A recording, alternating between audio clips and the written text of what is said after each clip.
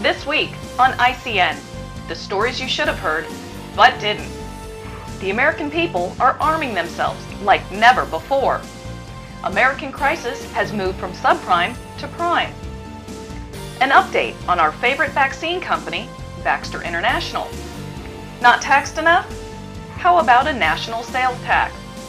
Those stories and more next on Informed Citizen News.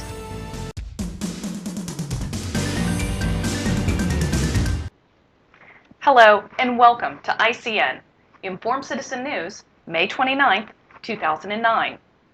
Before we begin with this week's stories, we wanted to let you know that we'll not be posting a broadcast next week, as ICN will be on vacation. We have been posting weekly news reports for 6 months. We would encourage you to go back and watch some of our earlier broadcasts, as many stories are still relevant today. Thank you for your support and continue to tell your friends and family about us. Firearm sales continued to surge across the country for the 5th straight month, extending a trend that began after the November elections.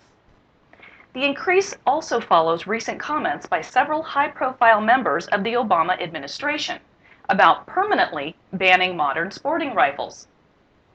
Data from the FBI's National Instant Criminal Background Check System show background checks on the sale of firearms jumped 30.3% in April over the same month in 2008. Just to put the numbers in perspective, in the first 3 months of this year, people in the U.S. bought enough guns to outfit the entire armies of China and India. The term subprime crisis no longer applies, as borrowers with good credit now make up the largest share of foreclosures as job losses and pay cuts exact their toll. According to the Associated Press, a record 12% of homeowners with a mortgage were behind on their payments in the first quarter. And the trend is predicted to continue until the end of next year, about 6 months after unemployment is expected to peak. The genesis of the recession, risky adjustable rate loans made to borrowers with bad credit, remains a significant factor in foreclosures. Today, almost half of all subprime adjustable rate mortgages are past due or in foreclosure. The continuing rise in unemployment, which economists say could reach double digits, means more trouble for the ailing financial system and the economy. Lower incomes and lost jobs are the #1 reason people lose their homes through foreclosure. Higher unemployment also means people have less money to spend on basic necessities. In Pheonix, the real estate market is fixing itself with no help from the government. Houses owned by people who can't afford to own them are being sold at auction. In some cases, the buyers are then turning around and renting the houses to their previous owners at rents that are much lower than the previous mortgage payments.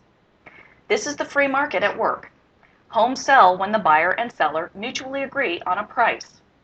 In most cases around the country, sellers still believe that their home is worth more than the market will bear. An investment group out of Canada has bought 175 homes to turn into rentals, often renting back to the family which was foreclosed upon. They are planning to buy 160 more homes. The housing market has changed for the next generation. Home prices won't appreciate as seen in years past. Supreme Court nominee Sonia Sotomayor ruled in January 2009 that states do not have to obey the Second Amendment's commandment that the right to keep and bear arms shall not be infringed. Her ruling brings to light the inconsistency of constitutional interpretation by our courts. Do the first 10 amendments apply to state and local governments, or do they just apply to the federal government? Since 1897, courts have ruled that the rights guaranteed under some of the first 10 amendments apply to all states and local governments, despite the fact the language or intent was only to restrict the federal government. This was termed incorporation doctrine. Look at the language on the First Amendment. Congress shall make no law respecting an establishment of religion, or prohibiting the free exercise thereof, or abridging the freedom of speech, or of the press, or of the right of the people peaceably to assemble, and to petition the government for redress of grievances. Notice how there is no reference to state or local governments. Prior to 1897, the Supreme Court ruled that constitutional rights to free speech, press, and religion did not stop the state governments from restricting these freedoms. States had the freedom to decide laws that regulate their society. If someone didn't like the laws of the state, they could work to overturn them or vote with their feet and move to another state if the issue was that important. Issues like school prayer, gay marriage, and abortion would be decided by the state government, and one would choose to live in a state that reflected their values. Under incorporation doctrine, social issues are dictated by the Supreme Court. Having most societal issues decided by the courts have made Americans politically lazy. The general public has very little knowledge of the Constitution and take little notice when politicians or judges abuse it. Baxter International reported Friday it will develop a swine flu vaccine for the British government. Baxter is the same company that mistakenly shipped out tainted flu vaccine to 18 countries back in February. The contract calls for 90 million doses and could translate into more than $1 billion in revenue. Baxter has had problems with another drug of theirs that has been linked to 2 deaths in Delaware. Baxter is one of the companies between you and the swine flu. How does that make you feel? The inactivated flu vaccine does not appear to be effective in preventing influenza-related hospitalizations in children, especially children with asthma. In fact, children who get the flu vaccine are more at risk for hospitalization than their peers who don't get the vaccine, according to new research that will be presented at the 105th International Conference of the American Thoracic Society in San Diego. They found that children who had received the flu vaccine had 3 times the risk of hospitalization as compared to children who had not received the vaccine. The Flu Research Institute in St. Petersburg, Russia, began to recruit volunteers to be artificially infected with the swine flu virus, which is currently spreading around the world. Doctors will select 6 test groups of 20 people. Each volunteer will receive a benefit of 5,000 rubles, equivalent to $150. Don't know which is more tragic, a government purposefully giving a potentially deadly flu to their people, or people volunteering to be human incubators. As the economy continues to falter, there is more talk out of Washington about a national sales tax. Common around the world, including Europe, such a tax, called value-added tax, or VAT, has not been seriously considered in the United States. But advocates say few other options can generate the kind of money the nation will need to avert fiscal calamity.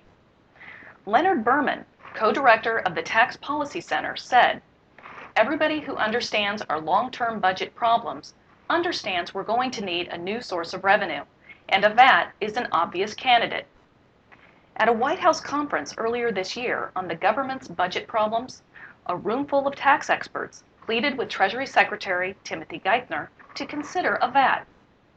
The addition of a national sales tax would surely show a desperate United States looking to increase revenue any way possible. Finally, we have advised viewers to watch U.S. Treasury interest rates. The 10-year bond price movement indicates the strength of our country and the ability to borrow money to fund our national debt.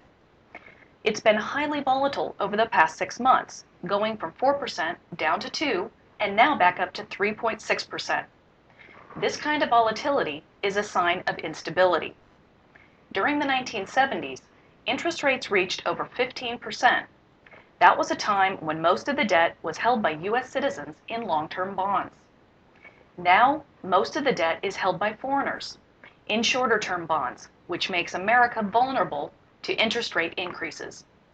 We have provided a link to the 10-year bond quote. We will move into the danger zone if the 10-year bond goes over 7%, as the American people won't be able to afford the interest payments. Be sure to keep an eye on this over the next few years. Thank you for joining ICN This Week. As a reminder, there won't be a new show next week, and we'll be back the following week. From all of us at Informed Citizen News, we'll see you next time.